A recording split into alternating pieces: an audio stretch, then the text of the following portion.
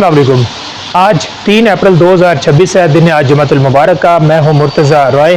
तहरीक लबैक के हवाले से दो चीज़ों के ऊपर बात करेंगे। एक तो मैं ये समझता हूं कि ये रवां हफ्ता तहरीक लबैक के लिए सबसे ज़्यादा बेहतर रहा, इंतहाई शानदार रहा, क्योंकि जो तहरीक लबैक के 780A के यानी दहशत गर्दी के मुकदमात चल रहे हैं, उन मुकदमात में तहरीक लबैक के कारकुनों की ज़मानतों का सिलसिला जारी है और इस हफ्ते सबसे ज़्यादा ज़मानतें रिकॉर्ड की जा रही हैं।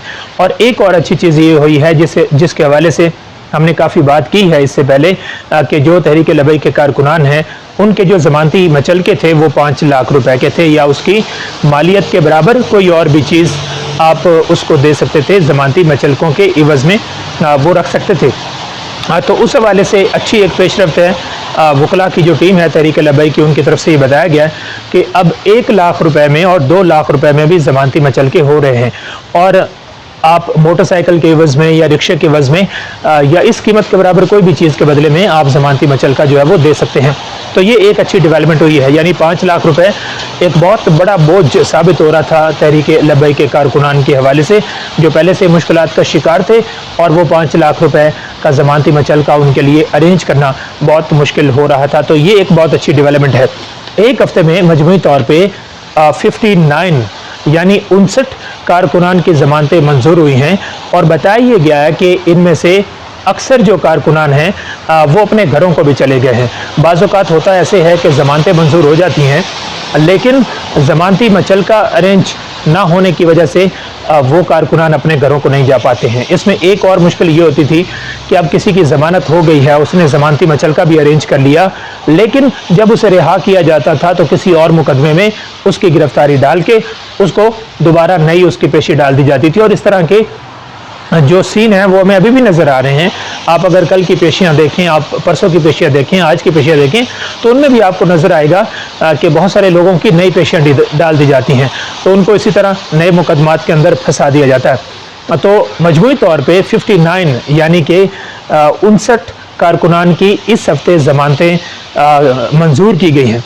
इनमें एक मुकदमा जो है वो 4982 जो 2025 में दर्ज किया गया था, ये थाना शादरा लाहौर का है। 4 कारकुनान की ज़मानतें मंजूर हुई हैं, जिनमें ये मज़र वल्द ग़ुलाम मोहम्मद मुज़फ़्फ़रगढ़ से इनका ताल्लुक़ है, मोहम्मद अख्तर वल्द ग़ुलाम मोहम्मद इनका ताल्लुक़ भी मुज़फ़्फ़रगढ़ से है, ग़ुलाम मोयुद्दीन वल्द मोहम्मद सादिक मुज़फ़्फ़रगढ़ से हैं, और मोहम्मद जुनैद वल्द मोहम्मद वारिस ये भी मुज़फ़्फ़रगढ़ से हैं। चारों कारकुनान मुज़फ़्फ़रगढ़ से हैं जिनकी ज़मानतें मंजूर हुई हैं।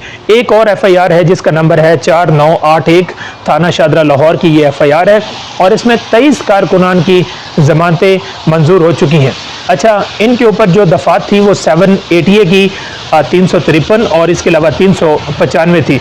अब 353 जो 780A की दफ़ा है वो इस हवाले से है कि कोई पुलिस एहलकार वहाँ पे खड़ा था, उसके साथ ज़ोर ज़बरदस्ती कर ली, या वो पुलिस एहलकार अपना काम कर रहा था, या कारकुनान को रोकने जा रहा था, या कारकुनान के ऊपर शैलिंग करना चाह रहा था, तो कुछ कारकुनान ने उनको रोक लिया। यानी पुलिस एहलकार के साथ अगर कोई ज़ोर ज़बरदस्ती होती है तो उसके हवाले से फिर ये 780A की जो दफ़ा है 353 ये लगा दी जाती है।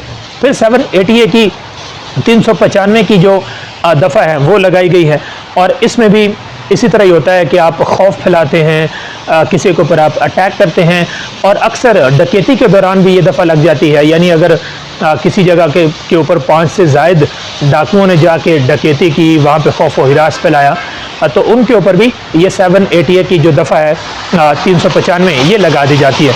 तो ये दफ़ात जो है वो तहरीक लबैक के कारकुनान पे लगाई गई थी, और ये तमाम जो दफ़ात हैं ये काबिल ज़मानत, तो इसलिए इन कारकुनान की जो ज़मानतें हैं वो भी मंजूर हो रही हैं। तो ये 23 कारकुनान हैं जिनकी ज़मानतें मंजूर हो चुकी हैं।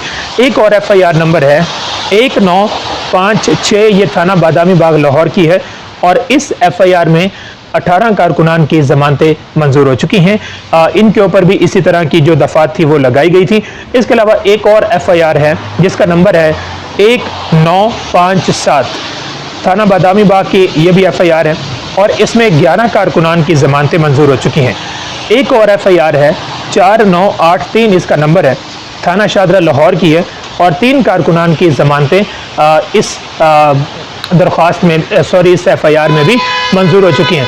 तो मजमूई तौर पे 59 कारकुनान की ज़मानतें इस एक हफ्ते में मंजूर हुई हैं। ये बड़ी एक खुशाइंद चीज़ है कि हज़ारों की तादाद में कारकुनान गिरफ्तार हैं, और अगर इसी रफ्तार से ज़मानतें मंजूर होती जाएँ तो मेरे ख्याल में 1 महीना या 1.5 महीने के अंदर अंदर कई हज़ार कारकुनान की ज़मानतें मंजूर हो चुकी होंगी। मुकदमात उसी तरह चलते रहेंगे, लेकिन कारकुनान की जो ज़मानतें हैं वो मंजूर हो जाएंगी। एक और ख़बर जो है वो अल्लामा फ़ारूकुल हसन के हवाले से है, जो तहरीक लब्बैक के जो मरकज़ी रहनुमा हैं उनमें इनका शुमार होता है, और आप जानते हैं कि ये मंजर आम पर आ चुके थे। इनकी गिरफ्तारी डाल दी गई थी और अब मुकदमात आगे चल रहे हैं। थाना नवाकोट लाहौर में दर्ज FIR नंबर 3272 और इसके अलावा 3285 में अदालत ने इनका 14 रोज़ का जुडिशल रिमांड मंजूर कर लिया है। यानी अब ये पुलिस के हवाले नहीं है, बल्कि ये अब इनको जेल भेज दिया गया है 14 रोज़ का रिमांड इनका मंजूर करके। इसके अलावा एक और FIR नंबर है 3271, ये भी थाना नवाकोट लाहौर की है, और उसमें पुलिस ने अदालत से इनका 6 दिन का जिस्मानी रिमांड लिया है। ये 6 दिन ये पुलिस के पास रहेंगे मजमूई तौर पे, क्योंकि 14 दिन का जो जुडिशल रिमांड है 2 मुकदमात के अंदर, और 6 दिन का जिस्मानी रिमांड है, तो 6 दिन ये पुलिस के हवाले रहेंगे और 8 दिन ये हवालात में रहेंगे, और उसके बाद इनको दोबारा अदालत में पेश किया जाएगा। और ये अभी भी पुलिस की तहवील में है, और बताया ये गया है कि इनसे अभी भी तफ्तीश जो है वो जारी है। ज़ाहिर है कि 6 दिन का अगर जिस्मानी रिमांड है तो उसमें वो काफ़ी सारी चीज़ें जो है वो निकलवाने की कोशिश करेंगी। जिस्मानी रिमांड में हमने अक्सर यही देखा है कि कहा यह जाता है कि जी हमने फ़लाँ चीज़ बरामद करनी है, हमने डंडा बरामद करना है, हमने कोई पत्थर बरामद करना है, हमने कोई और ख़तरनाक चीज़ बरामद करनी है। ये असल में पुलिस का मौक़िफ़ होता है। अक्सर अदालत के अंदर हम यहाँ भी मुकदमात की हेयरिंग सुनते रहते हैं, तो पुलिस आके ये बताती है कि जी हमने ये फ़लाँ चीज़ बरामद करनी है, फ़लाँ चीज़ बरामद करनी है। एक दफ़ा पता नहीं मैं किसी समात के अंदर था, तो वहाँ पे पुलिस ने ये कहा कि जी इसने कोई उस वक्त डंडा इस्तेमाल किया था, कोई 3-4 महीने पहले, ये जब PTI के मुकदमा चल रहे थे। तो बताइए गया कि इसने कोई 3-4 महीने पहले कोई एहतजाज हुआ था, उसका मुकदमा दर्ज हुआ था, तो उस एहतजाज के अंदर उसने एक डंडा इस्तेमाल किया था, वो डंडा हमने बरामद करना है। फिर हैरान कुन तौर पे अगली पेशी पे अदालत को ये बताया गया कि हमने बिल्कुल वही डंडा बरामद कर भी लिया है। यानी आप देखें कि उसने रास्ते में से कहीं से डंडा उठाया होगा, कहीं से किसी दरख्त की शाख उतार के उसने कोई स्टिक बना ली होगी, कोई छोटा सा डंडा बना लिया होगा, और फिर उसके बाद कहीं ना कहीं वो डंडा उसने फेंक दिया होगा। लेकिन ये तो नहीं हो सकता कि वो डंडा अपने साथ लेके गया हो, घर में जाके रख दिया हो, महफूज करके रख दिया हो। लेकिन पुलिस ने कहा कि हमने वो डंडा बरामद कर लिया।